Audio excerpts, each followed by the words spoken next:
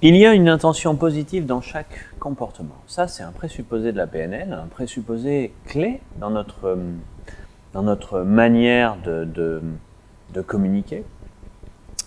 Et c'est un présupposé qui pose souvent problème parce que beaucoup de gens disent « Oui, d'accord, il y a une intention positive dans chaque comportement, mais quelle est l'intention positive d'un Adolf Hitler?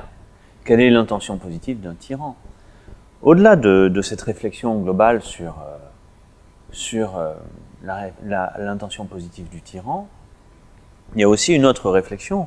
Mais comment, si j'ai un comportement que je ne désire pas, vous êtes en train de me dire que ce comportement a une intention positive, donc ça veut dire que je suis coupable de ce comportement. L'objet, justement, n'est pas de se culpabiliser de ce qu'on fait, mais de comprendre que si on fait quelque chose, ça sert forcément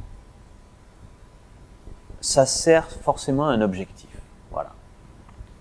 Donc il y a une intention positive dans chaque comportement. Positive. Pour qui? Positive. Pourquoi? C'est la question. On n'est pas en train de dire chaque comportement est bon. Chaque comportement peut être bon ou peut être mauvais. Parce qu'on s'affranchit de la notion de bien, de mal, et on est vraiment dans une notion utile ou limitant. Utile pour qui? Utile pourquoi? Limitant pour qui? Limitant pourquoi? Et si on a un comportement, notamment un comportement dont on veut se débarrasser, eh bien ce comportement a forcément une raison d'être. Et c'est difficile d'envisager d'enlever ce comportement, de le retirer. Prenons même un TOC, un trouble du comportement. Enlever un comportement sans prendre en compte ce pourquoi il est fait, ce à quoi il sert.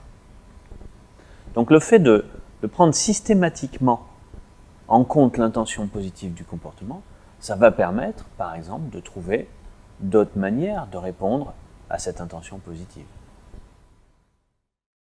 Si on prend par exemple l'exemple d'une personne qui agit d'une manière violente à un moment donné, on peut très bien dire il ne faut pas agir comme ça.